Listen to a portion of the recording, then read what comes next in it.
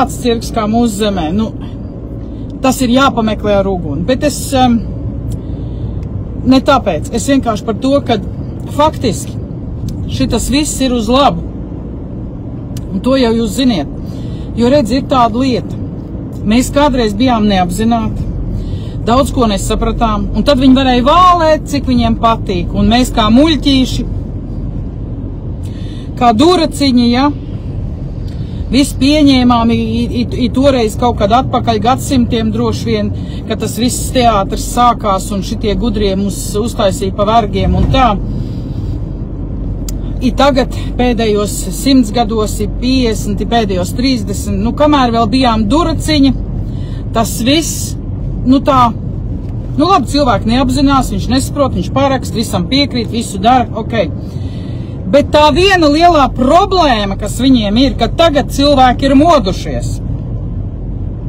Mēs esam modušies un pamodināti, jo viss augstais Dievs ir pamodinājis mūs.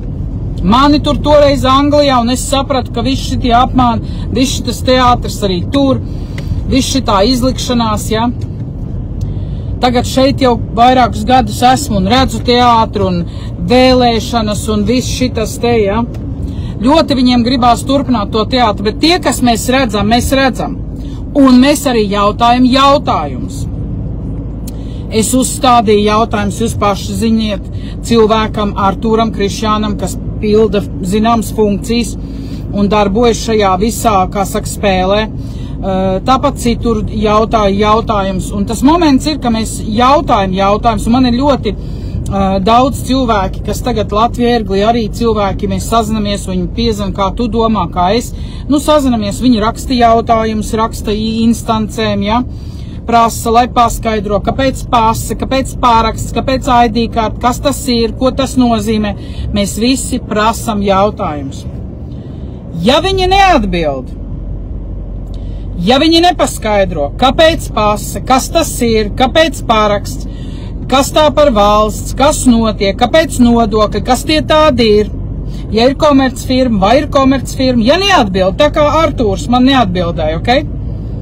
Tas īstenībā ir bumba viņu vārtos. Konkrēti es jums saku, pēc visiem tādiem augstākiem kanoniem, ja mēs visu ko pieņemam un tā, nu labi, nu jā, nesaprotam, bet ja mēs sākam saprast, bet gribam visu patiesību, mēs prasam. Tātad, ko viņi arī nedarītu ar to visu, ko viņi dara, ja, un pieprasa no mums?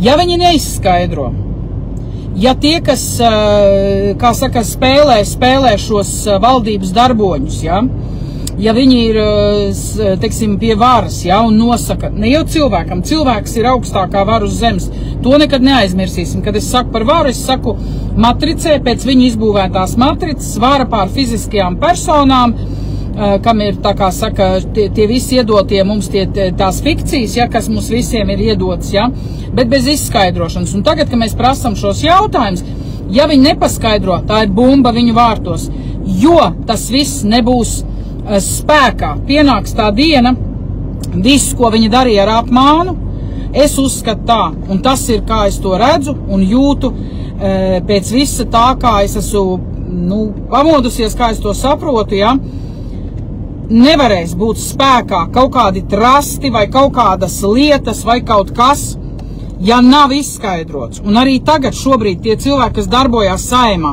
mēs lūdzam, un es prasu, es tiešām lūdzu visi jūs deputāti, Rosļikovs, visi Mārcis, Jencīts, visi cilvēki, ja, mīļie, Ainārs, Šlesers, visi, kas jūs darbojaties. Mēs lūdzam un gribam zināt patiesību.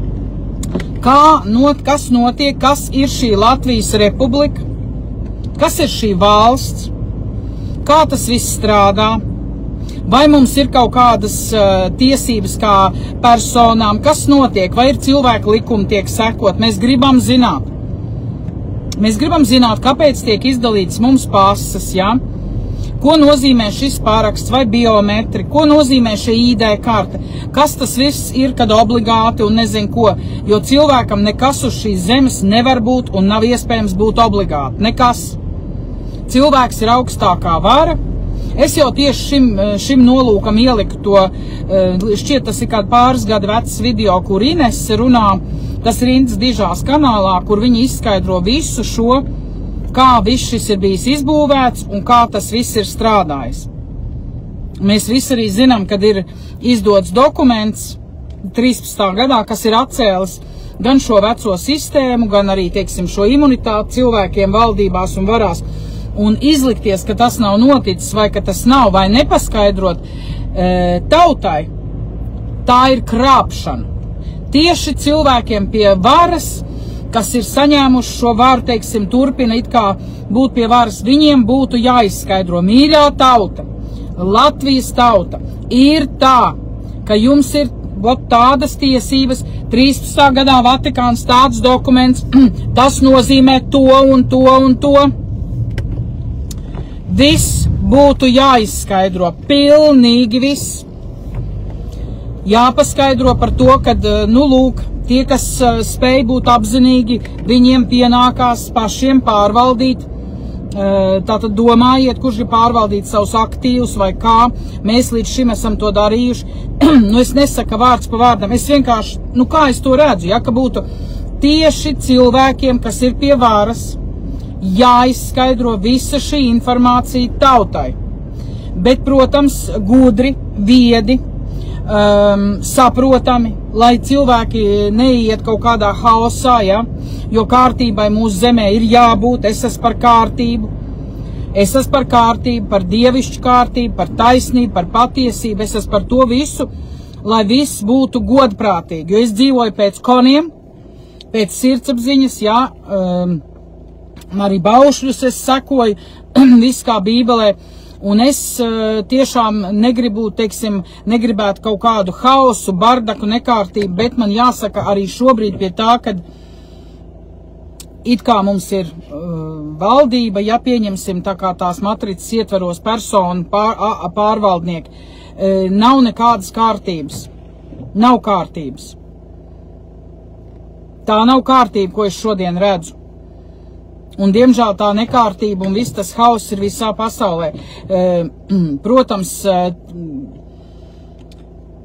es saprotu, ka notiek cīņas starp gaismu un tumsu.